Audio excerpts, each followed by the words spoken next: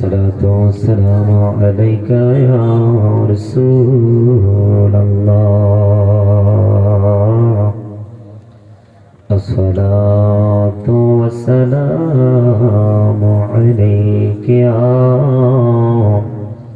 حبيب الله এদিকে বসো না মাঝখানে বসো আমার ছোট ভাই আমার সাথে আসছে শখ করে এদিকে বসো الصلاة والسلام عليك يا رسول الله الصلاة والسلام عليك يا حبيب الله الصلاة والسلام عليك يا شافع المذنبين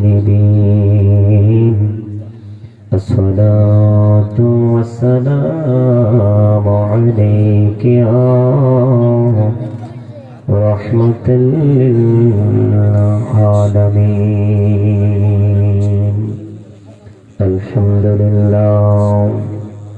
الحمد لله رب العالمين والعاقبة للمتقين والصلاة والسلام على سيد المرسلين وعلى آله وأصحابه وأزواجه وذريته وأهل بيته وأولياء أمته وعلماء أهل سنته أجمعين أما بعد فأعوذ بالله من الشيطان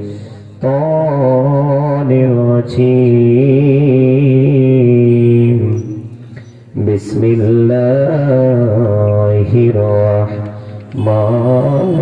الرحيم وإذا القبور بعثرت علمت نفس ما قدمت وأخرت صدق الله المولانا العظيم وصدق رسوله النبي الكريم إن الله وملائكته يصلون على النبي يا أيها الذين آمنوا صلوا عليه وسلموا تسليما اللهم صل على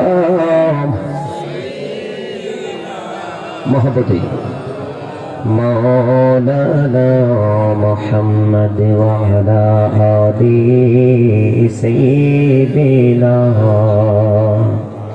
مولانا محمد اللهم صل على سيدنا مولانا محمد وعلى آل سيدنا مولانا محمد উড়ে যাওরে রাতের হাওয়া যাওরে সোনার মদিনা উড়ে যাওরে বাংলার হাওয়া যাওরে সোনার মদিনা এই মজলিসের সালাম খানি পৌঁছে দিও নবীজির পাকের আওয়াজ আল্লাহুম্মা मोहब्बते सीदीना मौलाना मुहम्मद वाला आली सीदीना मौलाना मुहम्मद लक्ष कोटि सनम জানাই আমার নূরি নবীজির কদমে জি সালামি পার করিবে কবর হাসর মিজানে আল্লাহুম্মা সাল্লি আলা মুহাম্মাদ মৌলানা মুহাম্মদ ওয়ালা আলি সাইয়্যিদিনা মৌলানা মুহাম্মদ মোরা সবাই গুনাহগার গো এসেছি আপনার দরবারে যার সিলাই সৃষ্টি করছেন মাফ করেন তার খাতিরে আল্লাহুম্মা মুহাম্মদ সাইয়্যিদিনা মাওলানা মুহাম্মদ ওয়ালা আলি সাইয়্যিদিনা মাওলানা মুহাম্মদ মরণ যেদিন হবে তোমার কেউ হবে না সাথী আধার ঘরে থাকতে হবে কেউ দিবে না বাতি আল্লাহুম্মা সাল্লি আলা মোহাম্মতে মুহাম্মদ ওয়ালা আলি সাইয়্যিদিনা মাওলানা মুহাম্মদ লা ইলাহা ইল্লাল্লাহ লা ইলাহা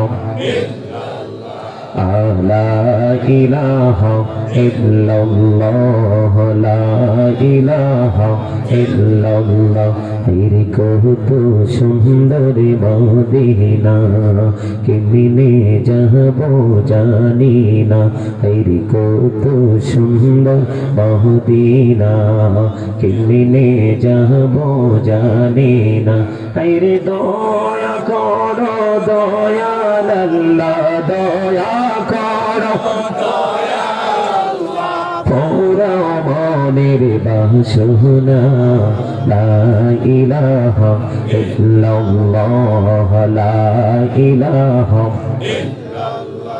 রে নামাজে রোজা ছাইরো না মা বাবাকে ভুইল না রে জান্নাতে বাসী হইতে চাইলে জান্নাতে বাসী হইতে চাইলে প্রাণ ভরে করো সাধনা লা ইলাহা ইল্লাল্লাহ লা ইলাহা লা ইলাহা ইল্লাল্লাহু মুহাম্মাদুর রাসূলুল্লাহ সাল্লাল্লাহু আলাইহি ওয়াসাল্লাম আল্লাহ আল্লাহ আল্লাহ আল্লাহ আল্লাহ আল্লাহ আল্লাহ আল্লাহ মাশাআল্লাহ আল্লাহ আল্লাহ আল্লাহ আল্লাহ এই নামেতে এত মধু এই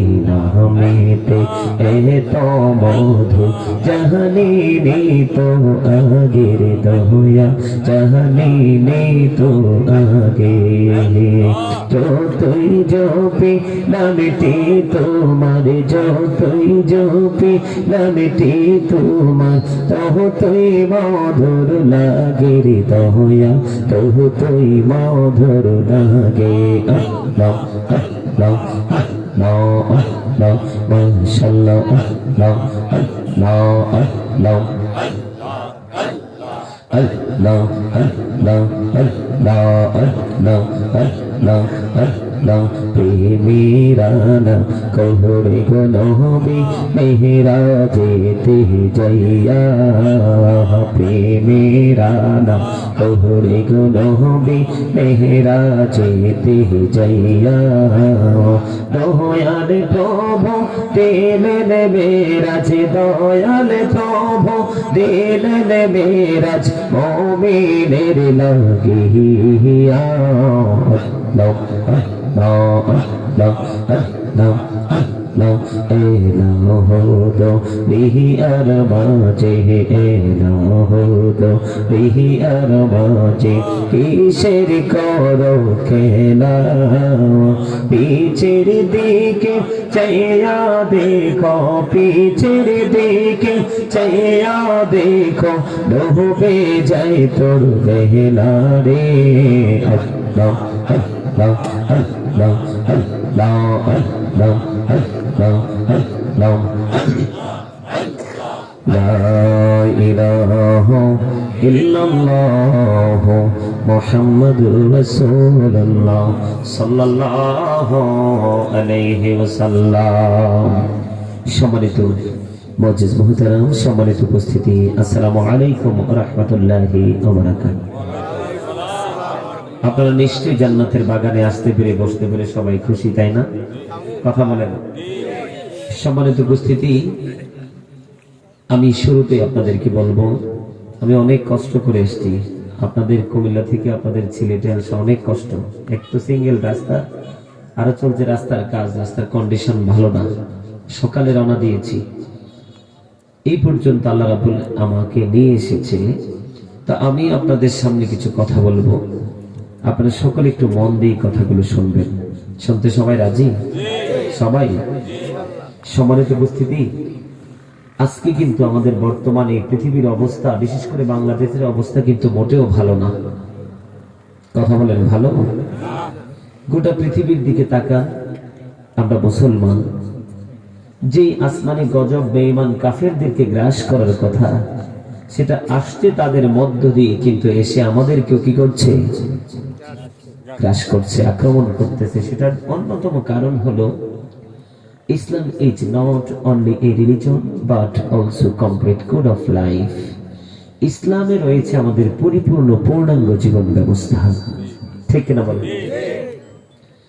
প্লিজ আপনাদের সকলকে বলবো যেহেতু এই কনকনে শীতের মধ্যে আপনারা এসেছেন নিশ্চয়ই আল্লাহ এবং আল্লাহর হাবিবের প্রেমিক এতে কোনো সন্দেহ নেই কেন আমি দেখলাম আসার সময় যে দোকানে রাস্তায় অনেক মানুষ দাঁড়িয়ে আছে কিন্তু আপনারা ওখানে না আপনারা জান্নাতের বাগানে সম্মানিত উপস্থিতি জান্নাতের বাগানে আসতে হলে আল্লাহর রহমত লাগবে এখানে কিন্তু যে কেউ চাইলেও আসতে পারবে না কেন জানেন তাদের আসার ক্ষেত্রে প্রতিবন্ধকতা সৃষ্টি করার জন্য শয়তান কিন্তু খাড়া Satan is the eternal enemy of the believers শয়তান হলো ঈমানদারদের প্রকাশ্য দুশমন কিন্তু আল্লাহ অত্যন্ত চমৎকার বলেছেন আল্লাহ বলেছেন ইন্না কাইদা শাইতানি কানা দাঈফা আল্লাহ বলেছেন শয়তান ডিসিপশন ইজ ভেরি উইক তার মানে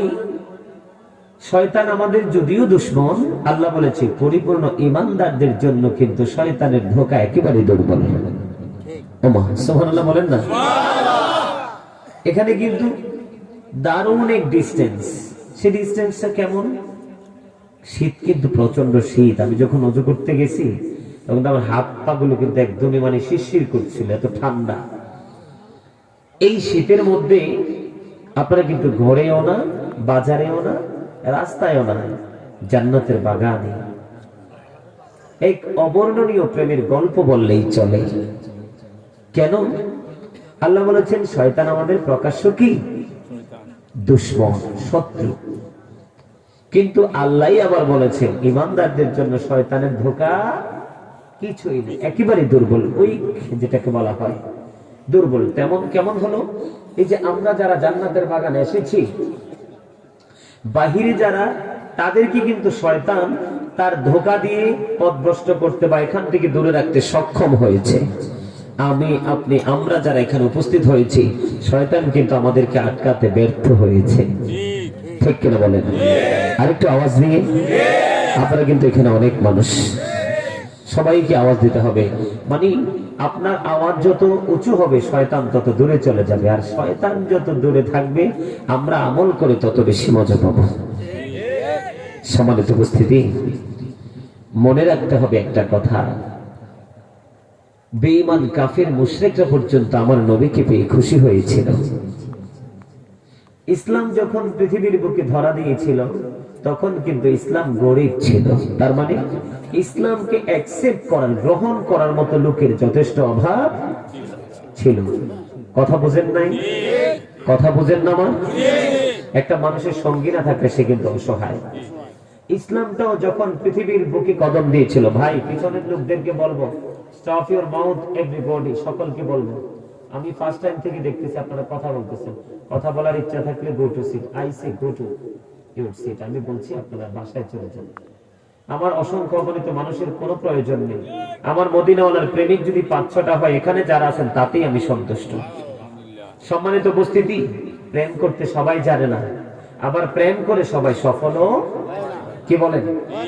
প্রেমের মতো প্রেম যদি করতে পারে তাহলে তার সফলতা কেউ আটকাতে পারে না। ঠিক কিনা বলেন? আপনাদের সিলেটে আমার এই বছরে এই দ্বিতীয় প্রোগ্রাম, মানে এই প্রোগ্রামই শেষ।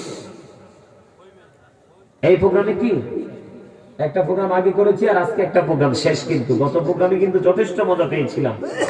মানে আমি যখন স্টেজে আসছি তখনও তো প্রচুর শীত, আপনার প্যান্ডেলে মানুষ তো জায়গা হয় না, বাহির হইতে হইতে একদম অনেক দূর চলে গেছে, প্রায় 2-2.5 ঘন্টা ও মনে ছিল। হবিগঞ্জ মিডিয়া ছিল কিনা জানি না। হ্যাঁ হ্যাঁ, অনেক অনেক, প্রায় 25টা ছিল চ্যানেল। মানে খুবই মুগ্ধ হয়েছিলাম তাদের, মানে তাদের ধৈর্য, তাদের উপস্থিতি, মানে কি বলবো, তাদের লিসেনিং ছিল অত্যন্ত চমৎকার। আলহামদুলিল্লাহ বলেন, আরে জোরে আপনারা আমাকে বলেন, আপনারা কি আমার কথাগুলো শুনবেন? সেই শোনার মতো ধৈর্য আপনাদের মাঝে আছে? ধৈর্য ধরতে পারবেন? শীত হয়েছে তো কি হয়েছে, আমার আল্লাহ আল্লাহু খায়রুল মাকিরিন, আমার আল্লাহ হলো শ্রেষ্ঠ কৌশলের মালিক। তো শীত হয়েছে তো কি হয়েছে, আরাম দেওয়ার মালিক আল্লাহ। শীতের মধ্যে কি আল্লাহ আরাম দিতে পারে না? গরমের মধ্যে কি শান্তি দিতে পারে না? রৌদ্রের কঠিন তীব্রতার মধ্যে কি বান্দাকে শীতল রাখতে পারে না? যারা পারে বিশ্বাস করেন তারা খাঁটি ইমানদার। বলে কেন? ইব্রাহিম খলিলুল্লাহকে কিন্তু আগুনে দিয়েছিল নমরুদ। ইব্রাহিম খলিলুল্লাহ সেখানে গিয়ে দেখছে ফুল বাগান। কি জোরে বলেন না সুবহানাল্লাহ। এতক্ষণে কিন্তু আওয়াজটা অত্যন্ত চমৎকার হয়েছে। ফার্স্ট টাইম আমার বক্তব্য হবে কি জানেন? Stop your mouth everybody, you listening my lecture very attentively. সকলের জবানটা বন্ধ রাখবেন আর কথাগুলো মন দিয়ে শুনবেন। শুনতে কি রাজি? যদি এইভাবে ধৈর্য ধরে একটু শুনতে পারেন, হয়তোবা আজকেরই মাহফিলটা আপনার আমার জন্য নাজাতের উসিলা হতে পারে। বলে হুজুর কিভাবে পারে? আল্লাহ বলেছেন ওয়াবতাগু ইলাইহিল উসিলা, তোমরা আমাকে পাওয়ার জন্য উসিলা তালাশ করো। উসিলাটা কি? আল্লাহ বলেছেন আকুনু মা'আস সাদিকিন, উসিলাটা হলো সত্যবাদী লোক। এখন এই সত্যবাদী লোকটা কে? কারা? এই সমস্যা কে? এই সমস্যা কি তোমার?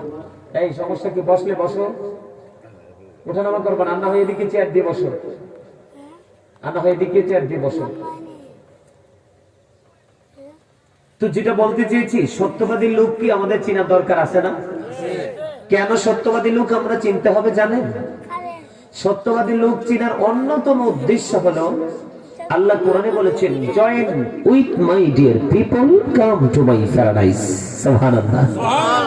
আল্লাহ বলেছেন কি, মন দিয়ে শুনবেন, আবার বলছি, আল্লাহ বলেছেন কি, join with my dear people. Allah বলেছেন আমার প্রিয় লোকেদের সাথে যুক্ত হও, কাম টু মাই প্যারাডাইস, আমার জান্নাতে চলে আসো। জোরে জোরে সুবহানাল্লাহ।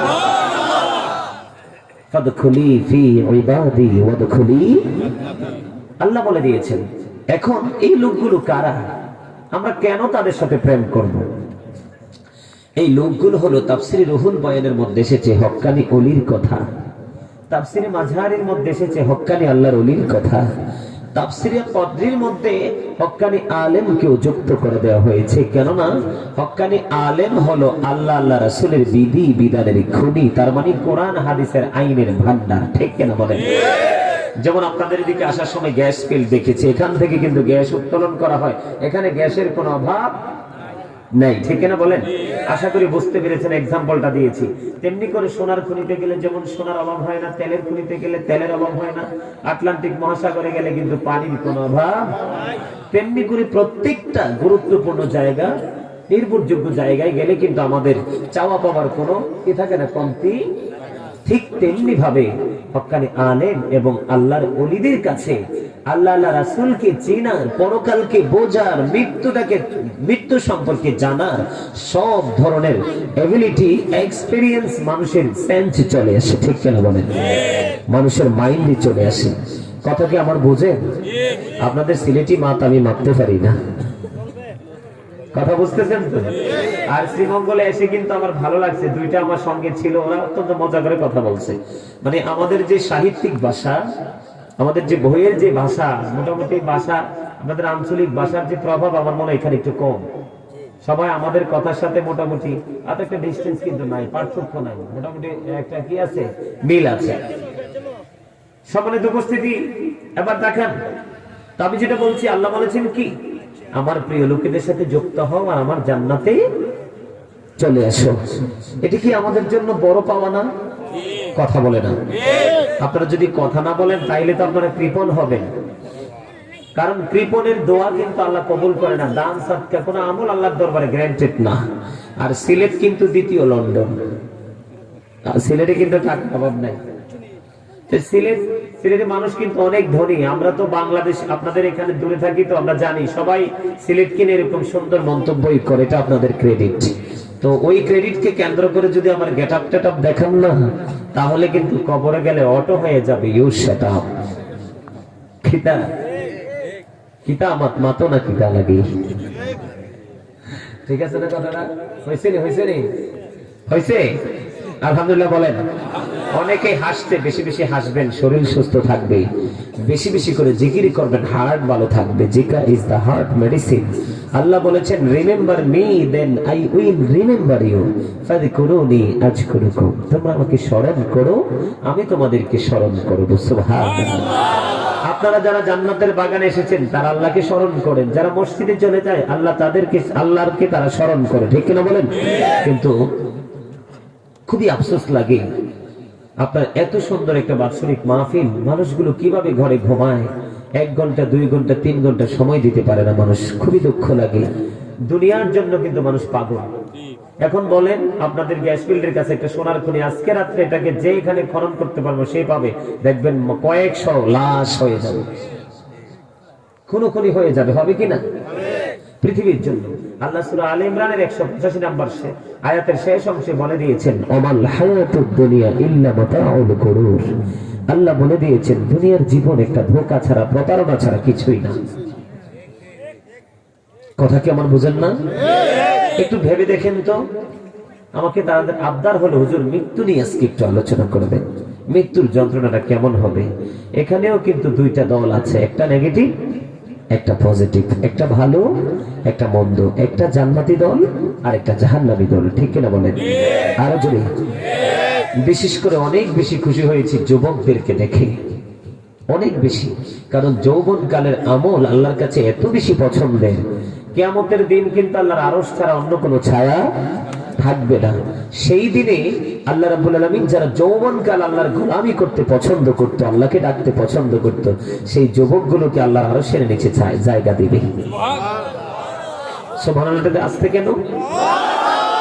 আপনারা কি জানেন সেই দিনটা কি হবে, কেমন হবে? এই পৃথিবী থেকে 9,13,00,000 মাইল দূরে সূর্য। সূর্যের আলো পৃথিবীতে আসতে সময় লাগে মাত্র 8 মিনিট 20 সেকেন্ড। এই প্রতি সেকেন্ডে 1,86,000 মাইল বেগে পৃথিবীর দিকে ছুটে আসে। অনেক বাধাকে অতিক্রম করে, অনেক আবরণকে ভেদ করে আপনার আমার মাথায় লাগে। রৌদ্রের তীব্রতা যদি কঠোর হয় আমরা সইতে পারি না। কথা বুঝেননি? কিন্তু সেই দিন তো মাত্র 1.5 হাত উপরে থাকবে ডাইরেক্টলি সূর্য। সেদিন সূর্যের তাপ কিভাবে সহ্য করব? ঘামে পুরো শরীর ডুবে যাবে, দুর্গন্ধযুক্ত হয়ে যাবে পরিবেশ, কিন্তু লা ইয়ামুতু, মরতে পারবা না। People will not die that day, সেদিন মানুষ মরতে পারবে না। ফিহা ওয়ালা ইয়াহইয়া, মানুষ সেদিন বাঁচতেও পারবে না। ওমা হুম আনহা বিগাইবিন, চাইলে সেখান থেকে সেদিন কোনো হেল্পারের মাধ্যমে পালানো সম্ভব না। একটু কি অন্তরে কি একটু ভয় লাগে না? কথা বলেন না, ভয় লাগে না? অন্তর আসেনি আপনাদের? অবশ্যই আছে, আপনাদের অন্তর আছে বিদায়ী তো আপনারা এখানে। যাদের আত্মা মরে গেছে তারা আজকে বাহিরে। মাহফিলটা আমি শেষ, আমি মোনাজাত দিয়ে চলে যাব, হয়তো বা আগামী বছর মাহফিলের আগে অনেকেই পৃথিবী ছেড়ে চলে যাবে। জানেন খবর কি কিছু রাখেন না। আল্লাহ কি বলেছেন? People will not die that day. People will not be able to live that day. People will not be able to escape that day. সেদিন মানুষ মরতেও পারবে না, বাঁচতেও পারবে না, পালাইতেও পারবে না। কি করবেন সেদিন? আমি কিন্তু জাহান্নাম নিয়ে আজকে আলোচনা করব না। যদি জাহান্নাম নিয়ে আলোচনা করতাম তাহলে বুঝাইতাম আপনাদেরকে যে জাহান্নামে শুধু আগুনই না, এমন কোন কঠিন সাজা নাই যে সেটা জাহান্নামে নাই। এমন কোন কঠিন কষ্ট নাই যেটা জাহান্নামে নাই। খাবারের ক্ষেত্রে বলেন, পায়ের জুতার ক্ষেত্রে বলেন, গায়ের আবরণের পোশাকের ক্ষেত্রে বলেন, শরীরটাকে মোমের মতো গলে যাওয়াকে বলেন, ঠান্ডা বলেন, বিষাক্ত সাপের ধ্বংসন বলেন, এমন কোন সাজা নাই যে জাহান্নামে নাই। জাহান্নাম মানেই হলো অবর্ণনীয় কষ্টের জায়গা, আর জান্নাত মানেই হলো অবর্ণনীয় সুখের জায়গা। আপনার আমরা কোনটা চাই? ভাইয়ের আমার পিছনের ভাইদেরকে বলবো কোনটা চাই? কথা বলেন কোনটা? আপনারা একটু নিজেদের বিবেক দিয়ে বিচার করবেন, কি আজকে আলোচনা শোনা কি উচিত নাকি অনুচিত। যদি উচিত হয় আমি আলোচনা করি, আরেকটু করি, তারপরে যদি মনে হয় যে আজকের আলোচনা শোনা উচিত তাহলে শুনবেন। আর যদি বলেন যে না হুজুর অনুচিত, তাহলে আপনারা আমাকে বলবেন যে হুজুর আই এম সরি, তাৎক্ষণিক ভাবে মাইক ছেড়ে দিব। কারণ এখানে আমার ভাইয়েরা আছে, আলেমরা আছে। আল্লাহর হাবিব বলেছেন শ্রোতারা যতক্ষণ আলোচনা শুনতে চায় ততক্ষণই শোনানো যাবে, শ্রোতাদেরকে বিরক্ত করা যাবে না। কোন শ্রোতা যদি ইমাম সাহেব লম্বা কেরাত ধরার কারণে, কি কেরাত? আমাদের দেশে অনেক ইমাম সাহেব আছে তাদের মাইন্ডে সঠিক সময় কাজ করে না। অনেক সময় যদি ইমাম সাহেব লম্বা কেরাত পড়ার কারণে কোন মুসল্লির ব্যাঘাত হয়, আল্লাহর হাবিব সেই ক্ষেত্রে বলেছে ছোট্ট কেরাত দিয়ে নামাজ পড়ো। ইসলাম অত্যন্ত সুন্দর, সুইটেবল, এর চেয়ে সুন্দর আর কিছু হতে পারে না। তার চেয়েও সুন্দর আমরা। আল্লাহ বলেছেন বিউটিফুল শেপ। আল্লাহ আমাদেরকে সুন্দর করে সৃষ্টি করেছেন। সূরা ৩ খোলেন, খালাকাল ইনসানা ফি আহসানি তাকওয়িম। আল্লাহ বলেছেন। সূরা ইনফিতর খুলে দেখেন, আল্লাহ বলেছেন আল্লাহ ক্রিয়েটেড দ্য মাইন্ড। আল্লাহ বলেছেন ফি আই সূরাতিন মা শাআ ওয়াকাবাক। কেউ দাদা ভাই আসেনি? আল্লাহ কি বলছে? আল্লাহর মন মতো করে আমাদেরকে সুন্দর সৃষ্টি করেছেন। কি করেছেন? আল্লাহ সুন্দর করেছেন, যেই সুন্দরটা আসমান জমিন চন্দ্র সূর্য সব কিছুর চাইতে সুন্দর। আর এত আপন করে আমাদেরকে সৃষ্টি করেছেন যেটা আল্লাহর মন মতো। সুবহানাল্লাহ, জোরে বলেন না সুবহানাল্লাহ। এখন আপনাদের কাছে আমার অনুরোধ, আপনারা আমাকে বলেন আমরা কি সেই সুন্দর আছি? কথা বলেন আছি? সেই সুন্দর নাই। যদি সেই সুন্দর আমরা থাকতাম তাহলে আসমানি গজব আমাদেরকে কখনোই গ্রাস করতো না। ঠিক কিনা বলেন? আরো জোরে। সম্মানিত উপস্থিতি, যেটা বলেছি আপনারা ডিসাইড করবেন শোনা উচিত কিনা। আমি আরেকটু কথা শোনাই আপনাদেরকে, তখনই আপনারা সিদ্ধান্ত আমাকে জানাবেন। আল্লাহ বলেছেন ইন্নাল্লাহা সারিউল হিসাব। Allah is quick to take account. Allah বলেছেন আল্লাহ হিসাব গ্রহণে অত্যন্ত তৎপর, খুব চুকিয়ে চুকিয়ে হিসাব নেবে। যে হিসাবের মধ্যে অন্যতম একটা হিসাব নেবে জীবনের সময়ের। কিসে? সুম্মা লাতুসআলুন্না ইয়াউমাইযিন আনিন নাঈম। আল্লাহ যে নিয়ামত দিয়েছেন সেই নিয়ামতের হিসাব আমাদের কাছ থেকে নেবে। আর সেই নিয়ামতের মধ্যে অন্যতম নিয়ামত হলো জীবনের সময়গুলো। এই সিলেট শ্রীমঙ্গলের মানুষ, আশিদ্রনের মানুষ, প্রত্যেকটা মানুষকে এই মাহফিলের জবাব কিন্তু আল্লাহর কাছে দিতে হবে। এই মাহফিলের সময় তুমি কোন কাজে ব্যয় করেছো সেটার জবাব তোমাকে অবশ্যই দিতে হবে। মসজিদের মুয়াজ্জিন সাহেব বলেছেন হাইয়া আলাস সালাহ, তোমাকে আহ্বান জানিয়েছেন, তুমি কিন্তু সেটাকে কি করো নাই? অ্যাকসেপ্ট করো নাই, সেটাকে তুমি এলাও করো নাই, তুমি নট এলাও মনে করেছো, তুমি তোমার মতো করে তুমি স্বাধীনভাবে চলাফেরা করেছো, সেটার জবাব কিন্তু তোমাকে দিতে হবে। যৌবন কালটা কোন কোন কাজে ব্যয় করেছো তোমাকে সেই জবাব অবশ্যই আল্লাহর কাছে দিতে হবে। পারবে? দেখেন আল্লাহ কি বলেছেন, ইন্নাল্লাহা সারিউল হিসাব। Allah is quick to take account. Allah হিসাব গ্রহণে অত্যন্ত তৎপর। আল্লাহ বলেছেন ইন্নাল্লাহা শাদীদুল ইকাব। Allah punishment is severe. Allah শাস্তি দানেও কঠোর। ইন্না বাতশা রাব্বিকা লাশাদীদ। আল্লাহ বলেছেন আল্লাহর পাকড়াও বড় কঠোর, আল্লাহ ধরবে খুব কঠিন শক্তভাবে। The seizing of Allah is difficult. যাবেন কোথায়? কথা বলেন না কেন? আপনারা একটু কথা বলেন। আপনারা কথা না বললে মনে করবো যে আপনারা আমার আলোচনা বোঝেন না, না হয় শুনতে চান না। যেটা বলতে চেয়েছিলাম লাইনটা ক্রস হয়ে গেছে। কৃপণ মানুষকে যেমন আল্লাহ পছন্দ করে না, অহংকারী মানুষকে আল্লাহ পছন্দ করে না। ইন্নাহু লা ইউহিব্বুল মুস্তাকবিরিন। আল্লাহ বলেছেন আল্লাহ ডাজন্ট লাইক দ্য প্রাউড। আল্লাহ অহংকারীকে পছন্দ করে না। আল্লাহ অহংকারীকে ছোট্ট পিঁপড়ার মতো করে দলবদ্ধ করবে কিয়ামতের দিন, ছোট্ট পিপিলিকার মতো। অপমান তাদের চতুর্দিক দিয়ে ঘেরাও করে ফেলবে। আর বাউলাস নামক জাহান্নামের দিকে তাদেরকে টেনে হেসড়ে নেওয়া হবে। জোরে জোরে বলেন না নাউজুবিল্লাহ। আর জোরে, আরেকটু মহব্বতে। এবার বলেন আল্লাহর কাছে হিসাব দেওয়ার জন্য কি প্রস্তুতি নিয়েছেন বলতে পারবেন?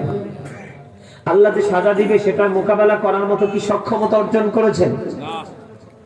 পারছেন? আল্লাহ যে ধরবে খুব কঠোরভাবে, শক্তভাবে পাকড়াও করবে, এটা কি মোকাবেলা কিভাবে করবেন সেটার প্রস্তুতি কি নিয়েছেন? নেননি। তাহলে কি নিয়ে কবরে যাবেন? এই পৃথিবীর সংসার তো বাজার ছাড়া চলে না। চলে? পৃথিবীতে সংসার পরিচালনা করতে হলে বাজার লাগে। এ টু জেড কমপ্লিট এভরিথিং, সব ধরনের বাজার লাগবে, তাহলে সংসার সুন্দর থাকবে, ঠিক কিনা?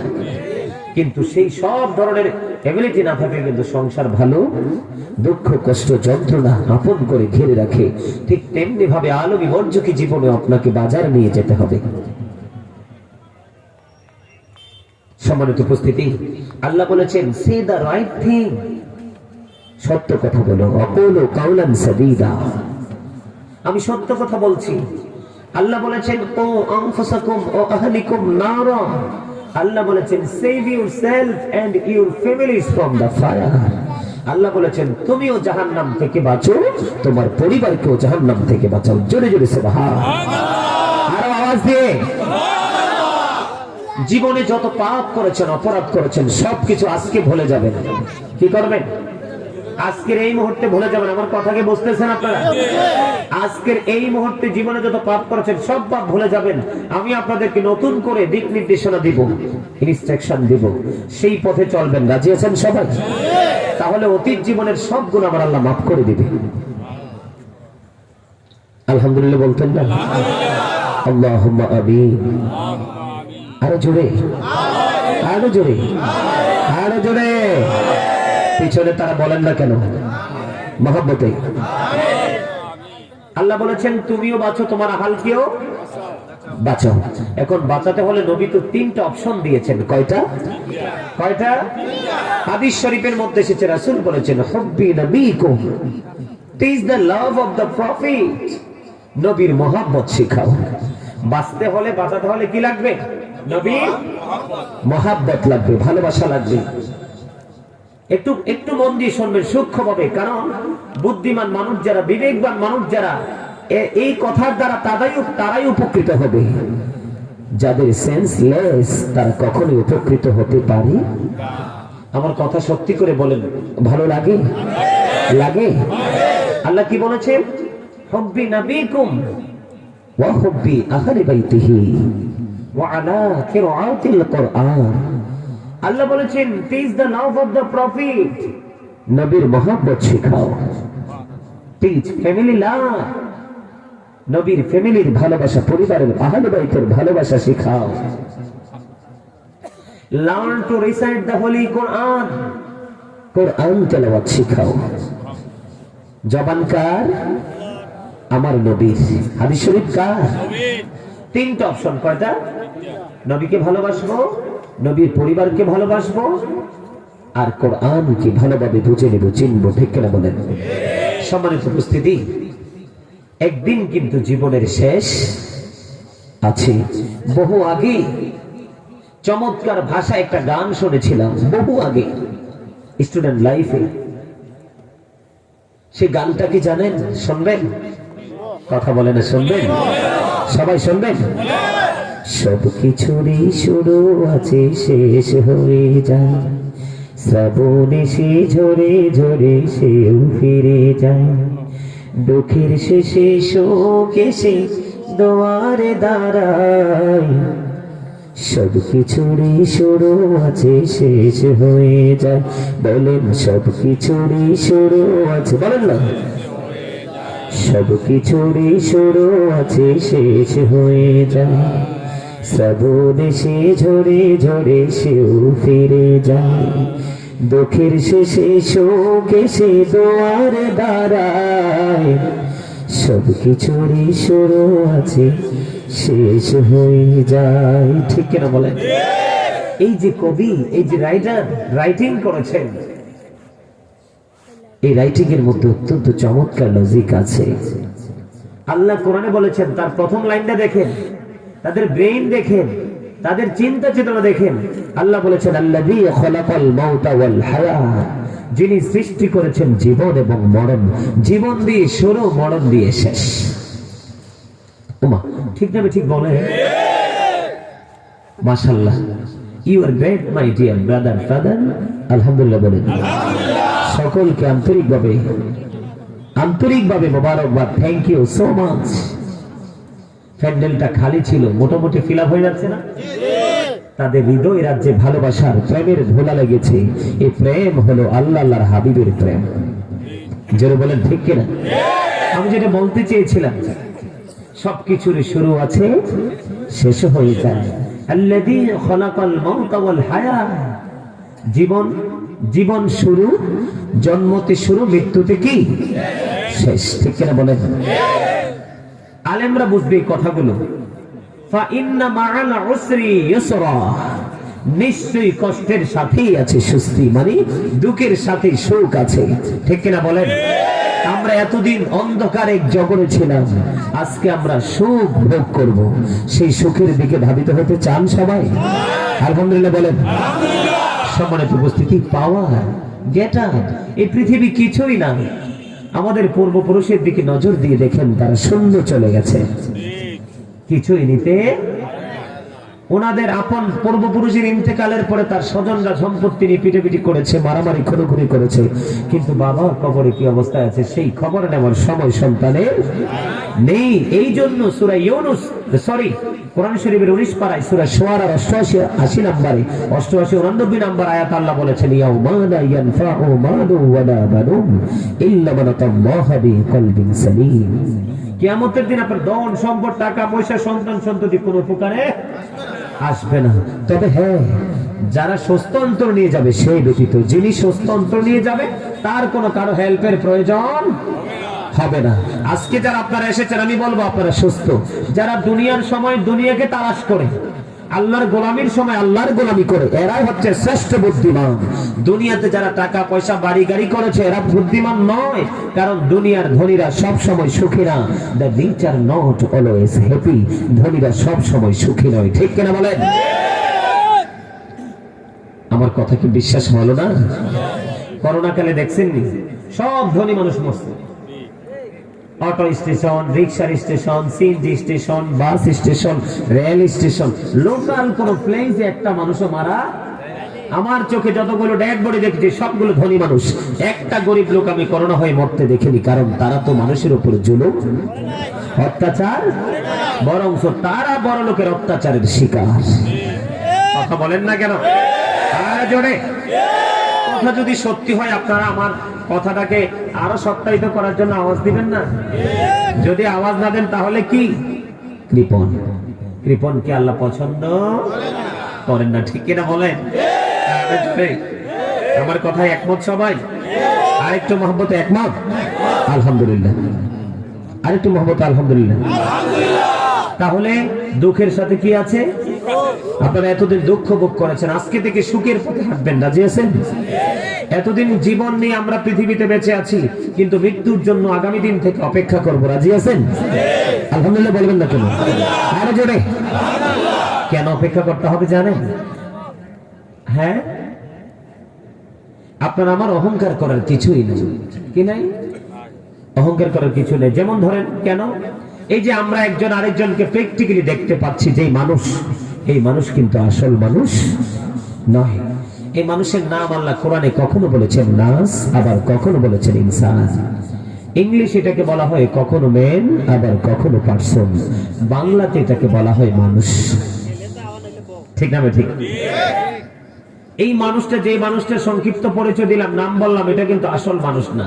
এই মানুষের ভিতরে আরেকটা মানুষ আছে, সেই মানুষের নাম আল্লাহ কোরআনে রেখেছেন রূহ। কি রেখেছেন? রূহ। ইংলিশ এটাকে বলা হয় সোল, বাংলাতে এটাকে বলা হয় আত্মা। আল্লাহ বলেছেন, say the soul is the order of my lord, ক্বালি রূহু মিন আমরি রাব্বি। আত্মাটা হলো আল্লাহর নির্দেশ। ফার্স্ট টেন্স আলমে আরোহা, প্রেজেন্ট টেন্স বডির মধ্যে থেকে আত্মা এই পৃথিবীতে, আর ফিউচার টেন্স হলো আলমী বর্জকে জীবন, তার মানে কবর থেকে বাকি পুরো জীবনটা। তাহলে এখানে কি বোঝা গেল? আমাদের মানুষের আসল সত্তা হলো তার আত্মা, দেহ নয়। তাহলে আমাদের এখানে কি রাখতে হবে? আত্মাকে রাখতে হবে। মৃত্যু তো দেশে কি নিয়ে যাবে? আত্মাকে নিয়ে যাবে। তার মানে আমাদেরকে মৃত্যুবরণ করতে হবে। এই মৃত্যু থেকে বাঁচার কোনো উপায়? কথা বলেন না কেন? আরো জোরে। আল্লাহ বলেছেন, যিনি জীবনও দিয়েছেন, মৃত্যু দিয়েছেন। আমরা জীবন পেয়ে গেছি, এখন অপেক্ষা কিসের? মৃত্যু। মৃত্যুর অপেক্ষা। মৃত্যু সম্পর্কে একটু কথা বলবো আপনাদেরকে, শুনবেন? সবাই শুনতে রাজি? তবে জান্নাতীদের মৃত্যু নিয়ে নয়। বর্তমান সময়ের মানুষ শুধু পাপ আর পাপ, পাপ আর পাপ, অন্যায় আর অন্যায় করতেছে। যে অন্যায়ের শুরু আছে, শেষ কোথায় আল্লাহই জানে, আমরা জানি। ঠিক কিনা বলেন? বন্ধুরা আমার, আমার নবী যখন পৃথিবী ছেড়ে চলে যাবে, হুজরা মুবারকের মধ্যে বন্ধু মা আয়েশা সিদ্দিকা রাদিয়াল্লাহু তাআলা আনহা পিঠের সাথে পিঠটা লাগাইয়া বসে আছে। বন্ধু মা আয়েশা সিদ্দিকা রাদিয়াল্লাহু তাআলা আনহার পিঠের সাথে আমার নবীর পেট মোবারক বন্ধু লাগিয়ে বসে আছে। সামনে ছিল একটা পানির পেয়ালা, ওখান থেকে পানি উঠে উঠে আমার নবীর চেহারা মোবারকের মধ্যে বন্ধু ছিটাইতেছে আর বলতেছে, লা ইলাহা ইল্লাল্লাহ ইন্না লিল মাউতি সাকারাতুন, ইয়া আয়েশাতু ইন্না লিল মাউতি সাকারাতুন। বলতেছে, আল্লাহ ছাড়া কোনো মাবুদ নাই, মৃত্যু অতি যন্ত্রণাদায়ক। রে আয়েশা,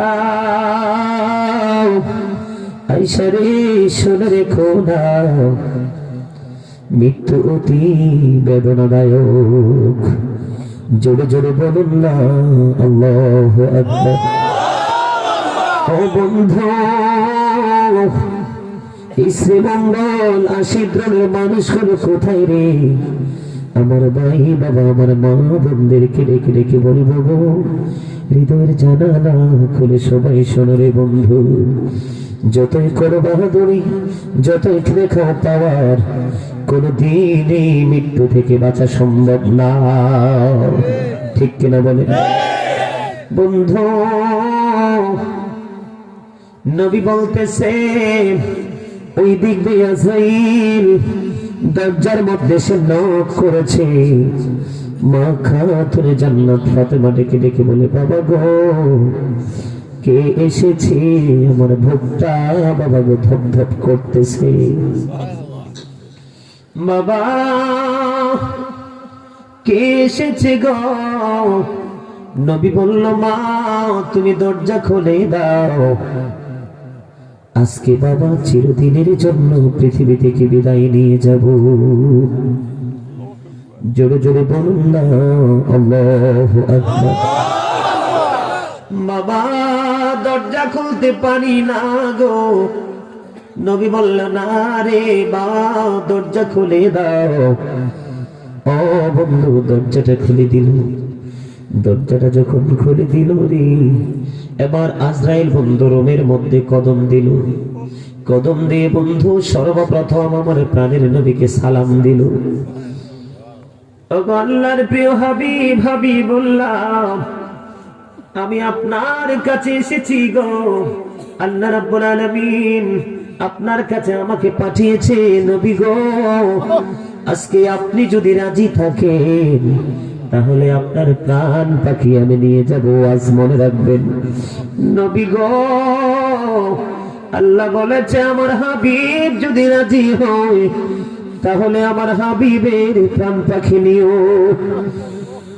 ওগো নবী, আল্লাহ বলেছে আপনি রাজি থাকলে আপনার প্রাণ পাখিটা আমি নিব আজকে।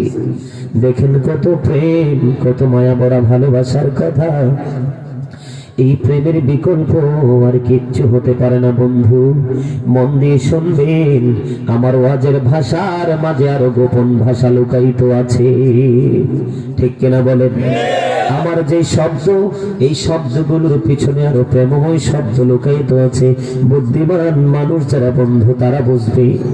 এবার বন্ধু আজরাইল যখন নবীর কাছে আসলো, নবী বলল, আজরাইল আমার প্রাণ পাখি নিবা, আমার কোনো দুঃখ নাই, তবে আমার তো কিছু প্রশ্ন আছে, উত্তর আমাকে দিতে হবে। জোরে জোরে বলেন না সুবহানাল্লাহ।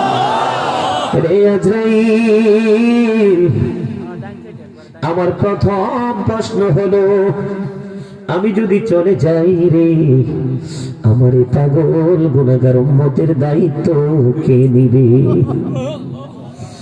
ও বন্ধু, কেমন করে বোঝাবো আমার নবী কত বড় নিয়ামত, চলে যাবে পৃথিবী ছেড়ে রে। উম্মতের প্রেমে বন্ধু আবেগ প্রবণ হয়ে গেছে, বড় দুঃখ লাগে বন্ধু। যখন নবীর উম্মত নবীর একটা আইনও পালন করে না। নবী দেখাইছে রাস্তা ডান দিকে বন্ধু, আমরা হাঁটি বাম দিকে রে। কেমন করে লজ্জিত মুখ নবীকে কিয়ামতের দিন দেখাবো? নবীর সুপারিশ কখনোই নসিবে জুটবে না। নবীকে চিনো, নবীকে বোঝো, গন্ধ নাইলে উপায় খুঁজা পাইবা না। না পাবে দুনিয়ায় শান্তি, না মিলবে পরকালে মুক্তি। নবী একটা ডাক দিয়ে বলল, আজরাইল প্রশ্নের উত্তর চাই রে, তার আগে সম্মতি নাই। এরে আজরাইল উত্তর দাও না, আমার উম্মতের দায়িত্ব কে নিবে রে? আমার আল্লাহ রাব্বুল আলামিন সঙ্গে সঙ্গে জিব্রাইলকে পাঠাইয়া দিল। এর জিব্রাইল, আমার হাবিবকে যাইয়া তুমি খবর দিয়ে দাও, আমার হাবিব চলে আসার পরে আমার হাবিবের উম্মতের দায়িত্ব আমি আল্লাহ নিজেই নিয়ে নিব। জোরে জোরে বলো না বন্ধু সুবহানাল্লাহ। রে আজরাইল, আমার এক প্রথম প্রশ্নের জবাব আমি পেয়ে গেছি রে। 2 নম্বর প্রশ্ন হলো, আমার গুনাহগার উম্মতের আমলনামার খবর অন্য কোন নবী জানতে পারবে না। আমার আল্লাহ খবর পাঠিয়ে দিল হাবিবকে, বন্ধু প্রেম যদি করতে হয় ওই প্রেম থেকে বন্ধু ভালোবাসা শিখো।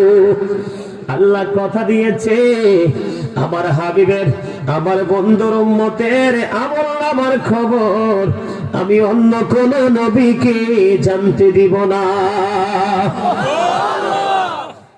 3 নম্বর প্রশ্ন হলো বন্ধু, আমার কাল কিয়ামতের দিনে বিচার হবে, ভালো বন্ধুর যাচাই হবে রে। আমার কোন উম্মতকে জাহান্নামে দিতে পারবে না। আমার আল্লাহ কথা দিয়েছে যে আমি আল্লাহ কথা দিলাম আমার হাবিবের উম্মতকে আমি জাহান্নামে নিক্ষেপ করব না।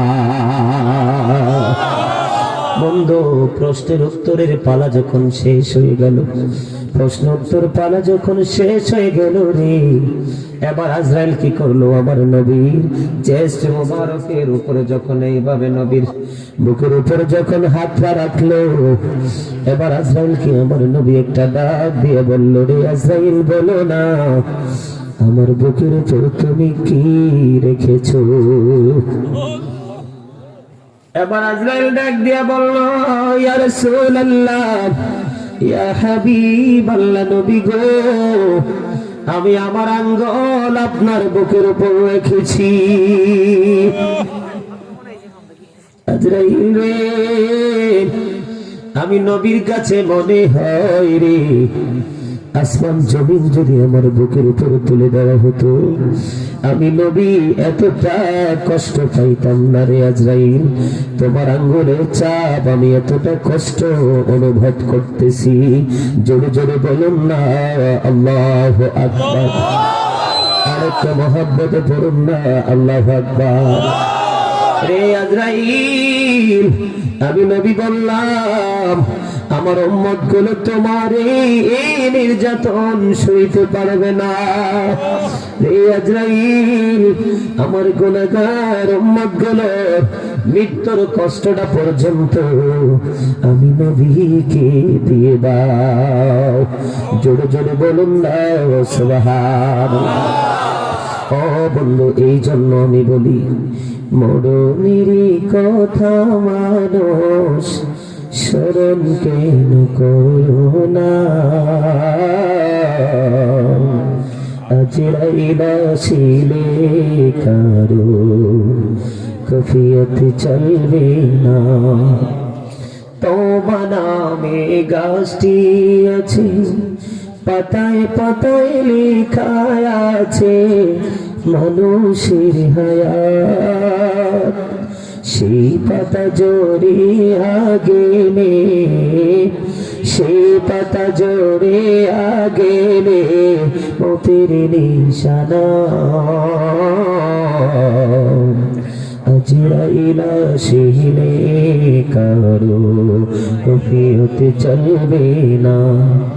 সিকান্দার এক বাদশাহ ছিলেন তার মতো আর ধনী লোক কেহই না ছিলেন। খালি হাতে চলে গেলেন, খালি হাতে কিছুই নিতে পারলেন না। আজরাইল আসিলে কারো কফিয়ত চলবে না। ঠিক না বলেন? ও বন্ধু আল্লাহ রাব্বুল আলামিন বান্দাকে খবর জানিয়ে দিয়েছেন যখন তোমার কেউ ছিল না তখন ছিলাম আমি, এখন তোমার সব হয়েছে পর হয়েছি আমি। যখন তোমার কেউ রবে না রব শুধু আমি, আমার কাছে আসতে হবে মনে রেখো তুমি। ঠিক কিনা বলে? ও বন্ধু যার মৃত্যুর কথা মনে আছে রে বন্ধু, সে কোনদিন প্রেম ছাড়তে পারে না, কোনদিন বন্ধু সে ভালোবাসা ছাড়তে পারে না। ঠিক কিনা বলেন? আমার কথা আপনারা একমত কিনা? আরো জোরে বলেন না একমত কিনা? আলোচনা শুনতে রাজি আছেন কিনা? বন্ধু আপনাদের এদিকে কিন্তু নদী আছে, ঠিক কিনা বলেন? আরো জোরে বলেন আছে না নাই? আরো আগে একটা শুনেছিলাম বন্ধু, পদ্মা মেঘনা যমুনার তীরে কত ঢেউ চলে যায় আসে না তো ফিরে। ঠিক না বলেন? পদ্মা মেঘনা যমুনার তীরে কত ঢেউ চলে যায় আসে না তো ফিরে, আমিও চলে যাব এমনি করে, আসবো না কবু ফিরে। বলেন পদ্মা মেঘনা যমুনার তীরে কত ঢেউ চলে যায় আসে না তো ফিরে, আমিও চলে যাব এমনি করে, আসবো না কবু ফিরে। বলেন পদ্মা মেঘনা যমুনার তীরে কত ঢেউ চলে যায় আসে না তো ফিরে। ঠিক কিনা বলেন? ও বন্ধু দেখো গো, ওই ঝালকাঠির যে জাহাজ লঞ্চ পড়েছে বন্ধু, মানুষগুলো মোমের মতো গলে গেছে রে, বাঁচতে পারে না। যদি ওই জাহাজ মালিক ট্রলার মালিকের যদি আল্লাহর প্রতি ভয় থাকতো, পরকালের প্রতি যদি ভয় থাকতো, যখন এটা ডিস্টার্ব দিয়েছে তখন সে কুলে বিদ্যুৎ। ঠিক কিনা বলে? উনি ভাবতো যে টাকা আমার বড় না, অসংখ্য মানুষের জীবন চলে যাবে আগুনে পড়ে। বন্ধু কি যে নিষ্ঠুরতা রে, কি যে নির্মমতা। এই নিষ্ঠুরতা, এই নির্মমতার অবসান কোথায় হবে আমার জানা নাই বন্ধু। মানুষের জীবনের চাইতে টাকার মূল্য বেশি হয়ে গেছে, মানুষের জীবনের চাইতে বন্ধু জায়গার দাম বেশি হয়ে গেছে, মানুষের জীবনের চাইতে নিজের সুখটা বেশি হয়ে গেছে বন্ধু। এটির একটা মাত্র কারণ, মানুষ মনে করেছে সে চিরস্থায়ী মরবে না, কিন্তু অমর কেউ হবে না। বন্ধু আমি আমার রাহমাতাল লিল আলামিন নবীকে দিয়ে শুরু করলাম, এবার যাব বন্ধু আমি মূসা নবীর কাছে রে, কারণ নবী রাসূলের চাইতে উত্তম আর কেউ হতে পারে না সৃষ্টি জগতে। ঠিক কিনা বলেন? আর জোরে বলেন ঠিক কিনা? আপনারা জানেন না আল্লাহ রাব্বুল আলামিন 1,24,000 মতান্তরে 2 লক্ষ মতান্তরে 3,24,000 নবী রাসূল তিনি সৃষ্টি করেছেন। এর মধ্যে একজন হলো বন্ধু আদম সফিউল্লাহ, আরেকজন হলো নূহ নাজিউল্লাহ, আরেকজন হলো দাউদ খলিফাতুল্লাহ, আরেকজন হলো ইব্রাহিম খলিলুল্লাহ, আরেকজন হলো ইসমাঈল জাবিউল্লাহ, আরেকজন হলো মূসা কালিমুল্লাহ, আরেকজন হলো ঈসা রূহুল্লাহ, আরেকজন অনন্তকালের উপাধি পেয়েছেন, তিনি হলেন আপনার আমার প্রিয় নবী সরকারে দো জাহান হাবিবুল্লাহ। বন্ধু শ্রীমঙ্গল আশিদ্রণের মানুষ রে, যুবক বন্ধু চলে এসো না এই জান্নাতের বাগানে। দাড়ি পাকা আমার মুরব্বি বাবাদেরকে বলবো চলে আসো জান্নাতের বাগানে। আলী রাদিয়াল্লাহু তাআলা আনহু বলেছে বন্ধু দুনিয়ার মানুষ পৃথিবীতে বন্ধু ঘুমিয়ে আছে, কবরে যখন যাবে রে তখন তাদের ঘুম ভাঙবে, সেদিন ঘুম ভাঙলে কোনো ফায়দা হবে না। যদি সজাগ থাকতে হয় এই পৃথিবীর বুকে তোমরা সজাগ থাকো। শ্রীমঙ্গল আশিদ্রণের মা বোনেরা দেখে দেখে বলছি গো মা, আজকে পর্দার আড়াল থেকে কান খুলে শোনো, হৃদয়ের জানালা তোমরা খুলে দাও গো মা। কেমন হবে মরণ তুমি চিন্তা করতে পারবে বন্ধু। এই জন্য বললাম তাদের যে উপাধি, তাদের যে লাকাব আল্লাহ নিজে দিয়েছে। হাবিবুল্লাহর বয়ান যদি মৃত্যু সম্পর্কে এমন হয়, আপনার আমার মরণটা কেমন হইতে পারে বলেন বন্ধুরে? তোমরা জানো না নবী বলেছে যেদিন মানুষ সাকারাতের বিছানায় শুইবে রে, সেদিন যদি 7 সমুদ্র 13 নদীর পানি যদি তোমাকে দেয় রে, তারপরেও সেদিন কলিজা ঠান্ডা হবে না। তার কারণ বন্ধু এই যুগে পাপী মানুষের সংখ্যা বেশি। তোমরা পাপ করেছো, আমরা পাপ করেছি, কোনো টেনশন নাই। আমি আজকে আল্লাহকে পাওয়ার রাস্তা নিয়ে দেখা যাব বন্ধু। ইব্রাহিম খলিলুল্লাহ একদিন মৃত্যুদূত আজরাইলকে বলল রে আজরাইল, তুমি যে জানদারের জান কবজ করো সেই সুরতটা একটু দেখতে চাই। আজরাইল আলাইহিস সালাম বলল, ওগো নবী, আমি যে সুরতটা ধরবো সেই সুরত দেখলে সহ্য করতে পারবেন না। নবী ইব্রাহিম খলিলুল্লাহ বলল, তারপরেও দেখাও না, একটু দেখতে চাই রে আজরাইল।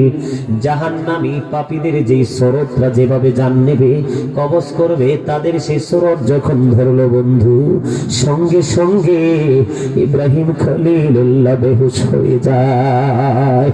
জোরে জোরে বলেন না আল্লাহু আকবার। ও বন্ধু, হাবিব শব্দের অর্থ বন্ধু,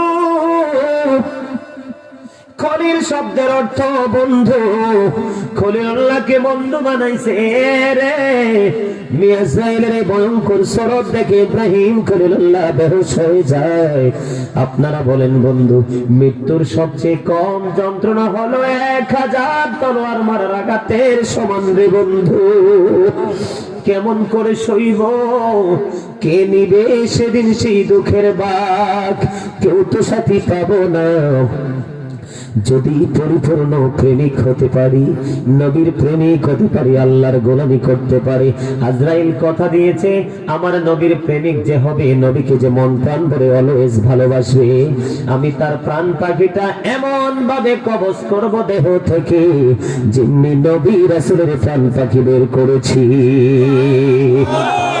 বন্ধুরে আমার বক্তব্য হলো বন্ধু, ইব্রাহিম খলিলুল্লাহ উনি যদি মৃত্যুদূতকে দেখে বেহুশ হয়, আপনার আমার উপায় আসেনি? কথা বলেন আসেনি? পাপী লোকের মৃত্যুটা কেমন বন্ধু আমি আপনাদেরকে বলি। অনেক কাটা যুক্ত একটা কি হলো শলা, যেমন ধরেন আপনাদের এদিকে চল আসেনি, চল, ওই যে মাছকে এভাবে যে মারে, এটা কি বলে? কোসা। কোসা আসেনি আপনাদের এদিকে? অনেক চোক্কা থাকে বন্ধু, দেখবেন মাছের পিঠে যখন মারা হয়, মাছটা উঠে আসলে তো ভালো, মাছটা যদি উঠে না আসে দেখবেন এই কোসার আগাটা একটু বাঁকা থাকে, এই বাঁকাটা দিয়ে জিন্দা মাছটার গোস্ত বন্ধু ছিঁড়ে আসে, ঠিক কিনা বলেন? দেখছেন এরকম? আমি দেখেছি বন্ধু। এই গল্পটা বলার কারণ হলো রে, জাহান্নামী পাপী যারা ভয়ঙ্কর, তাদের মৃত্যু যখন কবজ করা হবে, ওই যে আপনাদের ভাষায় কুসা বলা হয়, এটা পেটের মধ্যে ঢুকাইয়া টান দিলে যেমনি গোস্তগুলো ছিঁড়ে ছিঁড়ে আসবে রে, জাহান্নামী পাপীদের মৃত্যুর সময় বন্ধু, তাদের মৃত্যুটাকে এতটা কষ্টকর যন্ত্রণাদায়ক মনে হবে, ওই কুসাটা ভিতরে ঢুকাইয়া পেঁচাইয়া পেঁচাইয়া টান দিলে যেমনি ভাবে টুকরো টুকরো হয়ে ক্ষত বিক্ষত হয়ে ক্ষুদ্র ক্ষুদ্র হয়ে ছেড়ে আসবে, আর যন্ত্রণার কোনো কিলকিলার থাকবে না। ওই পাপী মানুষের মৃত্যুটা হবে এমনি ভাবে। জোরে জোরে বলেন না নাউজুবিল্লাহ। বন্ধু তোমরা জানো না, ওই যে বলেছি তওবা নামক গাছটা আছে, ওই গাছের মধ্যে মানুষের হায়াতের সীমারেখা লেখা আছে। যখন কোন জাহান্নামীর মৃত্যুর সময় হয়, ওই নামের চতুর্দিকটা বিশ্রী হয়ে যায়, কুশ্রী হয়ে যায়, আর আজরাইল মনে মনে ভাবে রে তোর কপাল পড়েছে জীবনভর, আল্লাহ তোকে সুন্দর করে পাঠাইলো, গোলামি করলি না, তোর তো বদকিসমত, কষ্টের আর সীমা থাকবে না। দেহের বিভিন্ন জায়গায় রোহ পালাইবার চেষ্টা করবে রে, কোনোভাবে সে পালায়া থাকতে পারবে না। জোরে জোরে বলুন না নাউজুবিল্লাহ, আর জোরে বলেন না নাউজুবিল্লাহ। তার নামের উপরটা পর্যন্ত বন্ধু বিশ্রী হয়ে যাবে। যখন তার প্রাণ পাখি কবজ করার জন্য পাপী লোকের ফেরেশতা পৃথিবীতে আসবে, বন্ধ হাদিস শরীফের মধ্যে এসেছে রে, তাদের জন্য তখন পাতলা চট নিয়ে আসবে। চট চিনি? চট, চট বুঝেন না? পাতলা করে এটাকে বানানো হয় সালার চট। ধান যে ঢুকানো হয়, আলু যে ঢুকানো হয়, সালা দেখেন নাই বস্তা, ওই যে ছালার চটটা একবারে পাতলা হয়। বিশেষ করে বড় বড় ভবন যখন তৈরি হয়, ভবনের চতুর্দিকে এগুলো ঝুলিয়ে দেওয়া হয়, কোন উপর থেকে কোনো জিনিস পড়লে যেন চটে আটকায়। এবার বুঝতে পারছেন নি? চালার চট এবং বেতের চটের মতো কুদরতি চট নিয়ে আসবে রে। বলে হুজুর তার কারণ কি জানতে মনে চাই গো। ও ও বন্ধু, আমিও বলতে চাই, আজকের এই মাহফিল থেকে যদি মৃত্যুর যন্ত্রণার কথা মনে করে একটা দুইটা মানুষ যদি মৃত্যু কোণে ভেবে হেদায়েত পায় রে, এই আজকের এই মাহফিল আল্লাহর দরবারে কবুল হয়ে যাবে। বলে হুজুর, চটটা নিয়ে আসার কারণ কি গো? চটটা নিয়ে আসার কারণ হলো একটা জাহান্নামী মানুষ, পাপী মানুষের দেহ থেকে যখন প্রাণ পাখিটা বের করা হয়, এত বেশি দুর্গন্ধ তখন বের হবে। কিতাব প্রমাণ করেছে গোটা পৃথিবীর মানুষগুলো, প্রাণীগুলো মরার পরে যদি একটা জায়গার মধ্যে ডেড বডি গুলো রাখা হয়, সবগুলো ডেড বডি একত্রিত ভাবে পচে যে দুর্গন্ধ বের হবে বন্ধু, একটা পাপী লোকের আত্মাটা যখন দেহ থেকে বের করা হবে, ওই মানুষের চাইতে অবয়ব ওই গন্ধের চাইতে বড় দুর্গন্ধ বের হবে। এই জন্য দেহ থেকে প্রাণ পাখিটা বের করার সঙ্গে সঙ্গে চট দিয়ে পেঁচিয়ে দেওয়া হবে। জোরে জোরে বলুন না নাউজুবিল্লাহ। আরেকটু মহাব্বতে বলুন নাউজুবিল্লাহ। বন্ধ, প্রত্যেকটা পদে পদে তাদের জন্য কষ্ট। আমি আমার নবী, প্রিয় নবী, আল্লাহর প্রিয় দোস্ত হাবিবুল্লাহ নিয়ে একটু মৃত্যুর কথা বললাম। এবার আসেন বন্ধু, আমি যাব একটু ইব্রাহিম খলিল মুসা কালিমুল্লাহর কাছে। যাবেননি? কথা বলেন না কেন? প্রত্যেকে কিন্তু মৃত্যুর স্বাদ গ্রহণ করে যায়, ঠিক কিনা বলেন? কুল্লু নাফসিন যায়িকাতুল মাউত, এটাকে অস্বীকার করা যাবে? যার প্রাণ আছে একদিন প্রাণ বের হবে রে, সেই দিনটার কথা যার মনে থাকবে সেই হলো মুমিন, ঠিক কিনা বলেন?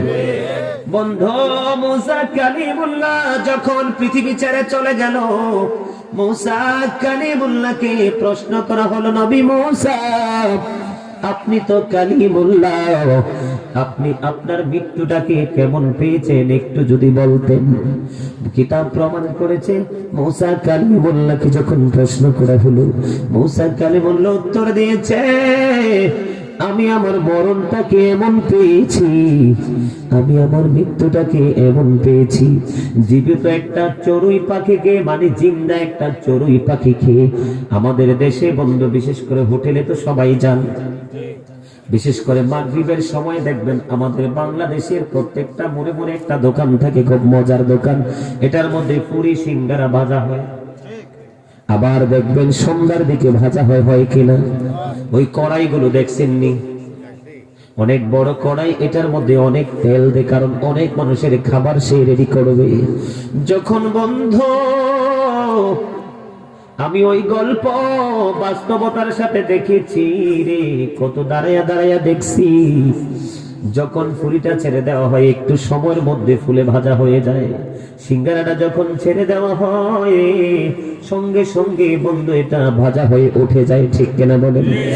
মুসা কালিমুল্লাহ বলেছে, উত্তপ্ত তেলের কড়াইয়ের মধ্যে যেমনি করে একটা জিন্দা চড়ুই পাখিকে ছেড়ে দিলে চড়ুই পাখিটার যেমন অবস্থা হবে রে, আমি নবী আমার মরণটাকে তেমন ভাবেই পেয়েছি। জোরে জোরে বলুন না আল্লাহু আকবার। ও বন্ধু, একটুখানি ভাবো গো, কেমন হবে মৃত্যুর সময়টা, একটুখানি শোনো। মুসা কালিমুল্লাহ আল্লাহর নবী, যিনি আল্লাহর সাথে কথা বলেছেন, এই জন্য তাকে বলা হয়েছে কালিমুল্লাহ, ঠিক কিনা বলে? মুসা নবী যদি এমন বক্তব্য দেয়, আমাদের সকাল টু সন্ধ্যা পাপের শেষ নাই, তাহলে আমাদের বন্ধু কি অবস্থা হবে, ঠিক কিনা বলেন?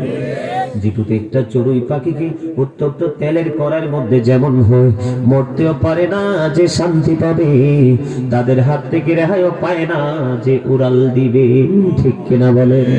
ওই জিন্দা চড়ুই পাখিকে তেলের মধ্যে ছেড়ে দিলে, উত্তপ্ত তেলের কড়াইয়ের মধ্যে ছেড়ে দিলে চড়ুই পাখির যেমন মনে হয়, ও বন্ধু, আল্লাহ রাব্বুল আলামিনের অবাধ্য যারা, নবী রাসূলের অবাধ্য যারা, তাদের মরণটা কেমন হবে সিদ্ধান্ত আপনার কাছে, ঠিক কিনা বলেন? আরো জোরে বলেন ঠিক কিনা? কথা বলেন না কেন? মরণ কি আসবে না? আসবে কিনা? ওখানে কি কোনো সাক্ষীর দরকার আসেনি? কিরামান কাতিবিন কাঁদে বসিয়া, সকল কর্ম দেখিতেছি হুকুমনিয়া, আল্লাহর হুকুমনিয়া। বললেন 40 কদম হাঁটিয়া আসবে রে সজন, মুনকার নাকির হাজির হইবে রে তখন। ঘুমটা খোলিয়া সওয়াল হো মুসলিম ভাই, ঘুমটা খোলিয়া সওয়াল করিবেন তখন। 40 কদম হাঁটিয়া আসবে রে সজন। কথা ঠিক না ঠিক? আরো জোরে বলেন ঠিক নাকি ঠিক? আমার আরেকটা গজল আছে বন্ধু, বেশি বেশি মনে মনে গাই, শুনবেন একটু? কথা বলেন, শুনবেন? আসলে হে মন হাসাইয়া মন যেতে হবে, কাদাইয়া দম পড়াইলে রঙের জলসা যাইবে রে শেষে হইয়া। বলেন আসলে হে মন হাসাইয়া মন যেতে হবে, কাদাইয়া দম পড়াইলে রঙের জলসা যাইবে রে শেষে হইয়া। হাইরে দম পড়াইলে রঙের জলসা, সবাই যাইবে রে শেষে হইয়া। একটুখানি গান না, দেখবেন অন্তরে শান্তি আসবে, কালটা শান্তিতে পরিপূর্ণ হয়ে যাবে। আপনি যখন মুখে বলবেন আপনার অন্তর এমনিতে শীতল হয়ে যাবে। বলেন না আসলে হে মন হাসাইয়া মন যেতে হবে, কাদাইয়া দম পড়াইলে রঙের জলসা যাইবে রে শেষে হইয়া। পূর্ব পুরুষ যেথায় গেছে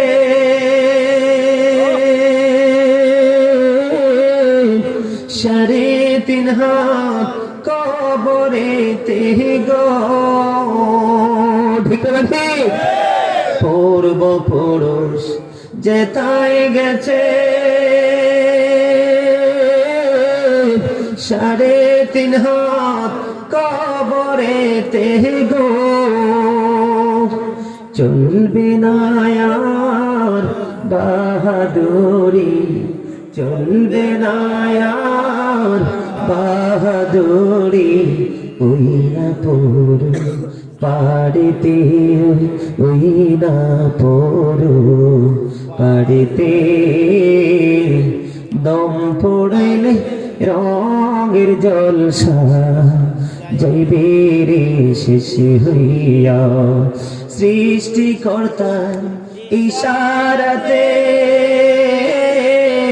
যেতে হবে কবরেতে গো।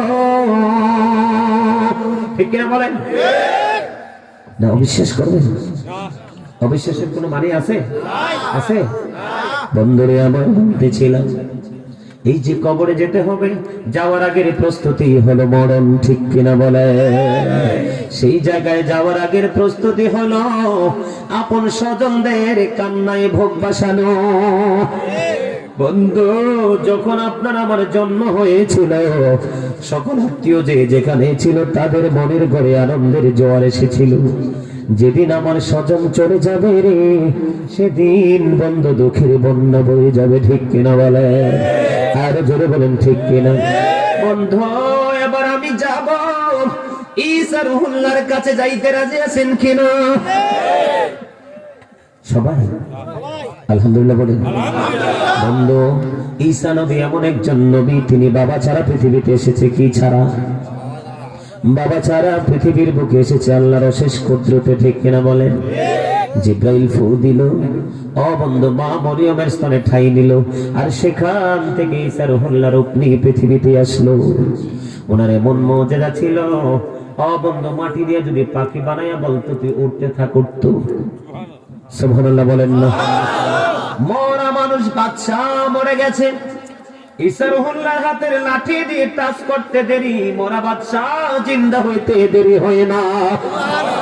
বন্ধু, বকরি জবাই করে খাইল, খাওয়ার আগে বলল বকরিরা খাওয়ার পরে তোমরা চামড়া গুলো হাড় গুলো একত্রিত করে রাইখা দিও, একটা হাড় চামড়া তোমরা কোথাও সরাইও না। অবন্ধ খাওয়া শেষ, এক জায়গায় রাখলো। ঈসা রুহুল্লাহর আশা দিয়ে টাচ করতে দেরি, ওই পরিপূর্ণ বকরি হয়ে পালে চলে গেছে। অন্ধ লোকের মাথায় যখন এমনি মেসেজ করে দিত, তার চোখের দৃষ্টি ফিরে আসতো। কুষ্ঠ রোগীকে মেসেজ করে দিলে বন্ধু কুষ্ঠ রোগ ভালো হয়ে যেত। অনেক মুজিজার অধিকারী আছে ঈসা রুহুল্লাহ, এখন তিনি আসমানে অবস্থান করতেছেন। কিয়ামতের পর্বতক্ষণে দাজ্জালকে প্রতিহত করার জন্য তিনি দামেস্কের মসজিদে আসরের নামাজের সময় কদম দিবে। জোরে জোরে বলুন না সুবহানাল্লাহ। এবার বন্ধু ইমাম মাহদী এবং ঈসা রুহুল্লাহ দাজ্জালকে বন্ধ ধাওয়া করবে, সিরিয়ার লোক পাহাড় নিয়ে তাকে হত্যা করবে। জোরে জোরে সুবহানাল্লাহ। বন্ধু ঈমান হারানোর সময় কিন্তু চলে এসেছে।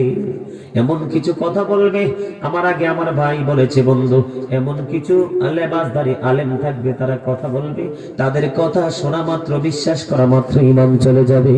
যেই কোনো আলেমের কথা বন্ধু শোনা যাবে না যদি মৃত্যুর কথা মনে থাকে, ঠিক কিনা? যেই কোনো আলেমকে গ্রহণ করা যাবে না যদি মরণের কথা মনে থাকে, কারণ বেঈমান হলে কোনো উপায় থাকবে না, ঠিক কিনা বলেন? বন্ধু যেই নবীর কথা বলতে চেয়েছিলাম ঈসা রুহুল্লাহ, এমন একজন মুজিজা দিয়ে আল্লাহ পাঠিয়েছেন, অনেক মুজিজা তিনি দেখিয়েছেন। একদিন বন্ধু মৃত্যু নিয়ে কথা বলছি, একদিন এক ইহুদি এসে ডাক দিয়ে বলল, ও আল্লাহর নবী, আপনি তো মরা মানুষ জিন্দা করতে পারেন? কয় জি পারি।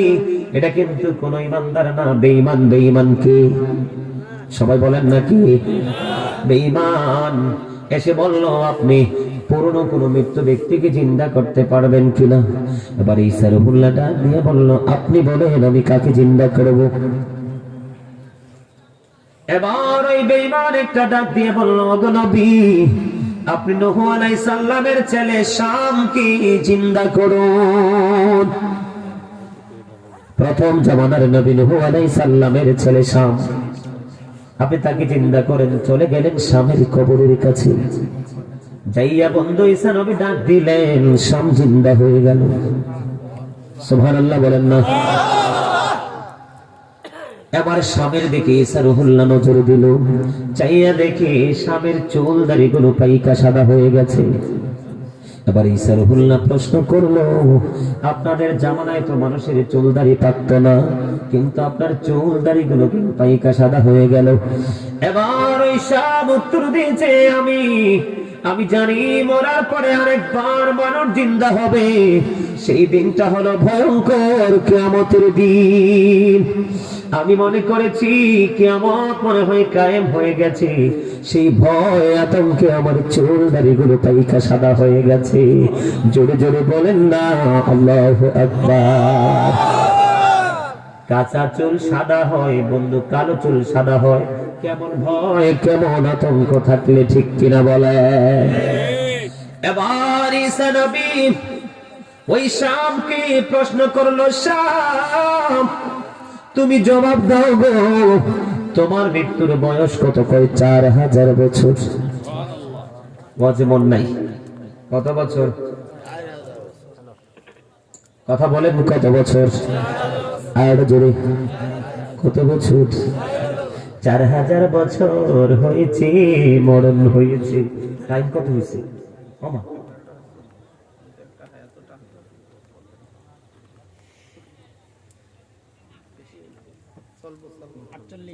মানে 12টা বাজতেছে, আইসি কটা? 10:30। চিন্তা করছেন টাইম কোন দিক দিয়ে চলে যায়? আলহামদুলিল্লাহ বলেন, আরো জোরে। কি তাকে প্রশ্ন করা হলো, কি তোমার মৃত্যুর বয়স কত? কয় 4000 বছর। কয় আমার মৃত্যু হয়েছে 4000 বছর হয়েছে, আমি সব বলে গেছি। এখনো পর্যন্ত আমি মৃত্যুর যন্ত্রণা ভুলতে পারি না। জোরে জোরে বলুন না সুবহানাল্লাহ। আরো জোরে বলুন না সুবহানাল্লাহ। ও বন্ধু, ছোট্ট করে আরেকটু গল্প শোনাবো কোরআন থেকে। ইদ্রিস আলাইহিস সালামের নাম সবাই জানেন, ঠিক কিনা বলেন? আল্লাহর নবী ইদ্রিস এমন একজন নবী ছিলেন, 12 মাস তিনি রোজা রাখতেন, সব সময় রোজা রাখতেন। ইফতারি গরু বন্ধু জান্নাত থেকে আসতো, যা অবশিষ্ট থাকতো তা আবার জান্নাতে চলে যেত। জোরে জোরে সুবহানাল্লাহ। ইদ্রিস আলাইহিস সালামের জীবনীতে আজরাইলের সাথে অনেক প্রেমের গল্প। এবার ইদ্রিস আলাইহিস সালামের কাছে একদিন আজরাইল আসলো। আসার পরে আজরাইলের সাথে কথা হলো, ইদ্রিস আলাইহিস সালামের আপনি কে? কয় আমি আজরাইল। সামনের দিকটা রেখে দিলাম কারণ আমার আরো কাজ আছে। কি? কয় আমি ইদ্রিস, আমার কাজ আপনার কাছে এসেছি, আমি আজরাইল। কয় কেন এসেছেন? আজরাইল তো মানুষের মরণের সময় হইলে আসে, আপনি কি যে জান কবজ করে সেই মৃত্যুদূত? কয় জি, সেই মৃত্যুদূত। তাহলে আমার কি মরণের সময় হয়েছে? কয় না। কি জন্য এসেছেন? কয় আমি এসেছি আপনার সাথে একটা বন্ধন তৈরি করতে। কি বন্ধন তৈরি করতে এসেছি? এবার ইদ্রিস আলাইহিস সালাম বলল, বন্ধন তৈরি করতে হলে শর্ত আছে। কই কি? আমাকে মরণ দিতে হবে। সুবহানাল্লাহ। কি করতে হবে? আমাকে মরণ দিতে হবে, তার মানে আমি মরব। মরার পরে আবার আমাকে জিন্দা করতে হবে, জান্নাত দেখাইতে হবে, জাহান্নাম দেখাইতে হবে। রাজি হয়ে গেলেন আজরাইল আল্লাহর ওয়াদার মতো।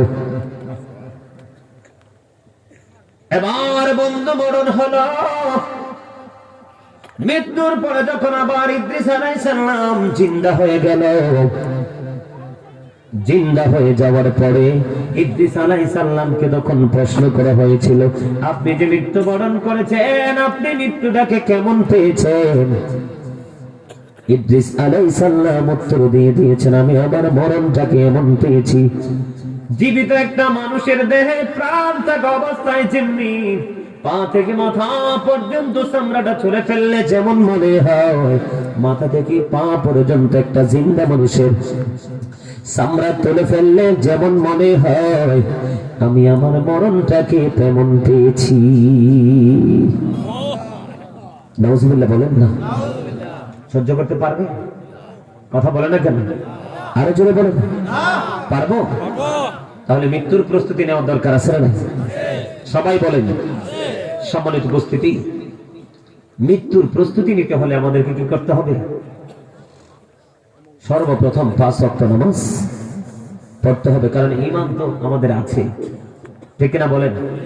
রাসূলের প্রতি, রাসূলের আহলে বাইতের প্রতি, আসমানি কিতাবের প্রতি, জীবনের প্রতি, মরণের প্রতি, সুখের প্রতি, দুঃখের প্রতি, ইভেন কিয়ামতের ময়দানের প্রতি বিশ্বাস আছে না সবার?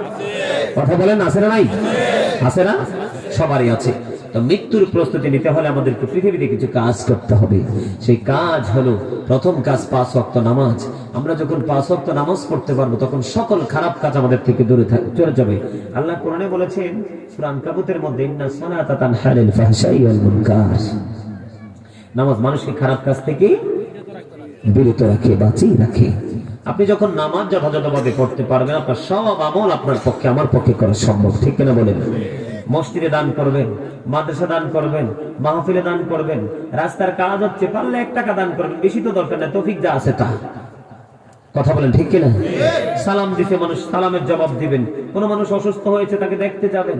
কোন মানুষ বিপদে পড়েছে, তাকে হেল্প করার জন্য যাবেন। এগুলোই তো আমাদের কাজ। কথা বলেন, ঠিক কিনা? আর জোরে আলোচনা কিন্তু শেষ করেছি, মানে 1.5 ঘন্টা, তো 1.5 ঘন্টা প্রায় হয়ে গেছে, প্রায় না হয়ে গেছে। সম্মানিত উপস্থিতি, আজকের মাহফিল আপনাদের জন্য নিয়ামত। কথা বলেন, ঠিক কিনা? নিয়ামত না? আমি কিন্তু অনেক দূর থেকে আসছি, আপনাদের মেহমান এবং মুসাফির। কথা বলেন, ঠিক কিনা? মেহমান এবং মুসাফিরের দোয়া কিন্তু আল্লাহ কবুল করে। কেউ করেনি? বিশ্বাস আসেনি? আছে না? আছে, সবাই কইছে আছে। এখন আপনাদের দোয়া দরকার আসেনি? শেষ ভালো যান, তাবারুক আছে। ভাই আপনারা দয়া করে একটু যাবেন না? আপনাদের আশাতে আমি অত্যন্ত খুশি হয়েছি। কিছুক্ষণের মধ্যে 12টা বেজে গেছে, আমি আর থাকতে পারবো না। আপনারা কিছুক্ষণের মধ্যে মিলাদ কিয়াম করে আমরা মুনাজাত দিব, তবে তার আগে আমি আপনাদের কিছু কথা বলবো। কিসের জন্য? মাহফিলের জন্য। সম্মানিত উপস্থিতি, আগামী বছর মাহফিলের জন্য আপনাদের কাছে তারা সহযোগিতা চায়। আপনারা কি সহযোগিতা করতে রাজি? সবাই মন খুলে বলেন। যদি রাজি না থাকেন, আমি একটা কথাও বলবো না। যদি আপনারা রাজি থাকেন, সবাই বলেন যে হুজুর হ্যাঁ আমরা 1 টাকা যদি তৌফিক থেকে 1 টাকা দিবেন, আমি তো বলিনি যে অনেক টাকা দিতে হবে, ঠিক না?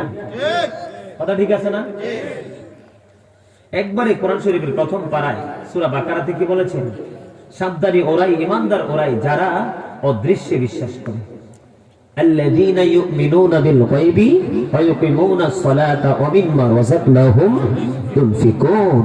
আল্লাহ বলেছেন সাবধানী ওরাই, ঈমানদার ওরাই যারা অদৃশ্যে বিশ্বাস মানে গায়েবকে বিশ্বাস করে। কি করে?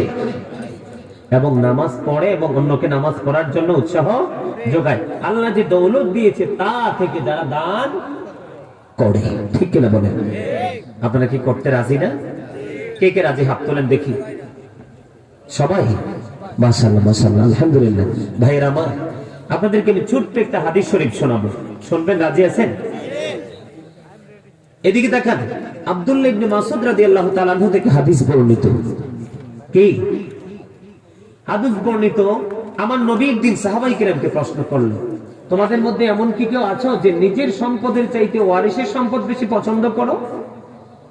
তখন সাহাবায়ে কিরাম উত্তর দিল, ওগো নবী, আমাদের মধ্যে এমন কেউ নাই যে নিজের সম্পদের চাইতে ওয়ারিসের সম্পদ বেশি পছন্দ করি।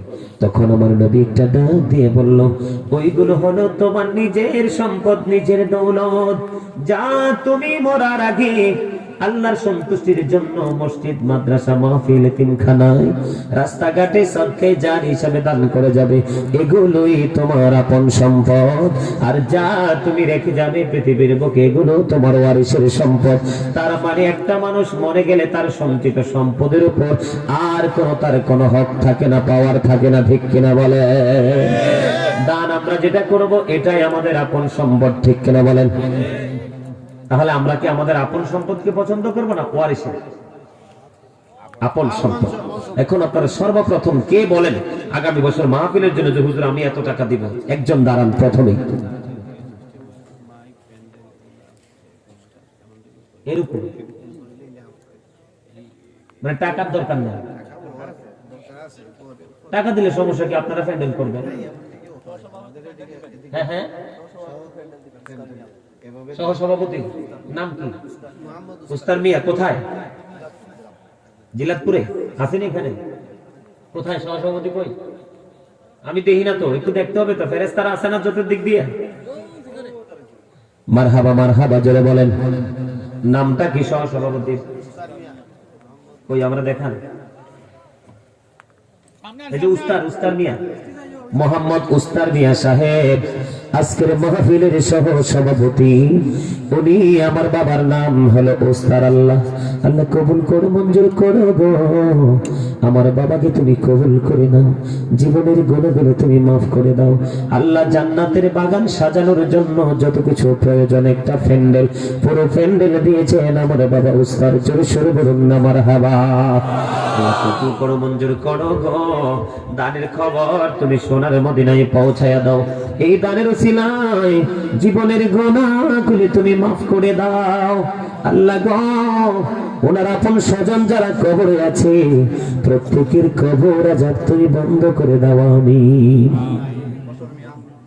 আবুল বাশার, মোহাম্মদ আবুল বাশার ভাই, উনি আগামী বছর মাহফিলের জন্য মাইক দিয়েছেন। এবারে মাইক কিন্তু অত্যন্ত চমৎকার। মাইক কোথায়? অপারেটর কোথায়? ভাই এদিকে আসো। তুমি থ্যাংক ইউ তোমাকে। Your great my dear brother. অত্যন্ত চমৎকার তোমার মাইকের সাউন্ড, আরো সুন্দর হচ্ছে তোমার সেটিং।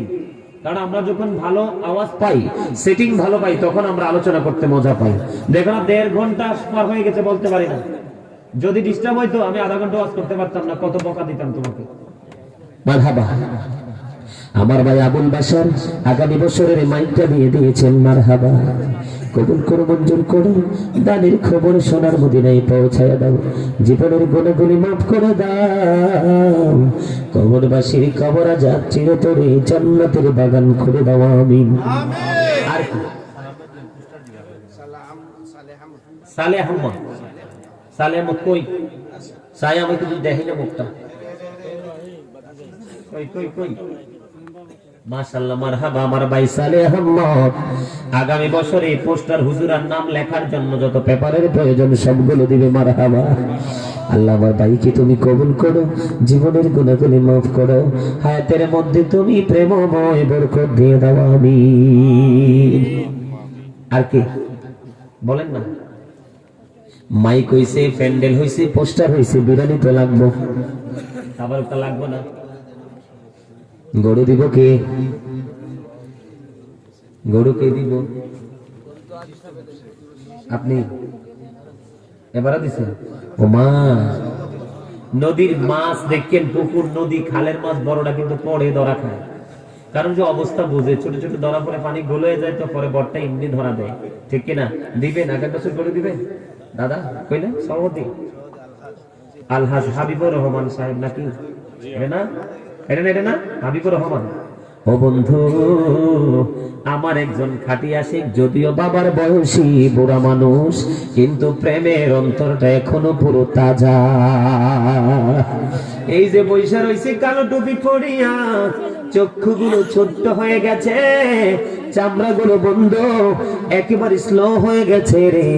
ওই সুন্দর দুইটা আঁখি দিয়ে আমি দেখলাম আমার দিকে পলকহীন ভাবে বন্ধু তাকিয়ে আছে আমার দাদা। যদিও শরীরের চামড়া হয়ে গেছে বড়, অন্তর বন্ধু বড় হয়ে নাই। অনেক দাদা আমার এখানে আছে, ঠিক কিনা? আর যুবকদের দিকে নজর দিলে দেখা যায় এখানে যুবক বডি হলো দুষ্টামির বডি, কিন্তু অন্তর হলো প্রেমের অন্তর, ঠিক না? যদি প্রেমের অন্তর না হইতো একটা যুবকই জান্নাতের বাগানে আসতো না। হাবিব শব্দের অর্থ বন্ধু। আল্লাহ গো, আজকের মাহফিলের সভাপতি আলহাজ মোহাম্মদ হাবিবুর রহমান সাহেব, বিশিষ্ট ব্যবসায়ী, আল্লাহ গো, আল্লাহ তোমার হাবিবের নাম তুমি হাবিব রেখেছো, ওই হাবিব শব্দের মহব্বতে এই পৃথিবীর সিলেট, শ্রীমঙ্গল, রাশিদগঞ্জ, জিলাতনগর আল্লাহ হাবিবুর রহমানকে তুমি কবুল করে নাও, তার জীবনের গুনাহ মাফ করে দাও।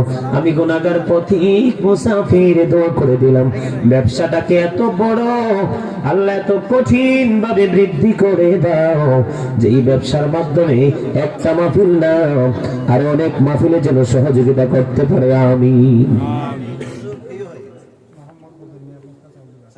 মোহাম্মদ কথার নামটা বুঝেন? বদর মিয়া তিতপুর, কদর মিয়া। আপনারা এখানে একজন স্পষ্ট কথা বলার মতো লোক আমাকে ইনফর্ম করবেন। কদর মিয়া আমার ভাই দিয়েছেন বিরিয়ানির জন্য 1 বস্তা চাল, মারহাবা। আল্লাহ কবুল করো, মঞ্জুর করো। বন্ধু তোমরা জানো না, আল্লাহর কাছে 2টা জিনিস বেশি প্রিয় রে। কোন মুসলমানকে দেখা মাত্র সালাম দেওয়া, আর কোন মানুষকে খাবার খাওয়ানো। আমার ভাই কদরকে আল্লাহ তুমি কবুল করে দাও। প্রথমে বিরিয়ানির জন্য 1টা বস্তা চাল দিয়ে দিল, আল্লাহ তাকে তুমি কবুল করে নাও, তার দানকে তুমি কবুল করে নাও, জীবনের গুনাহ মাফ করে দাও, হায়াতের মধ্যে বরকত দাও, ইনকামের মধ্যে বরকত দাও, আমিন।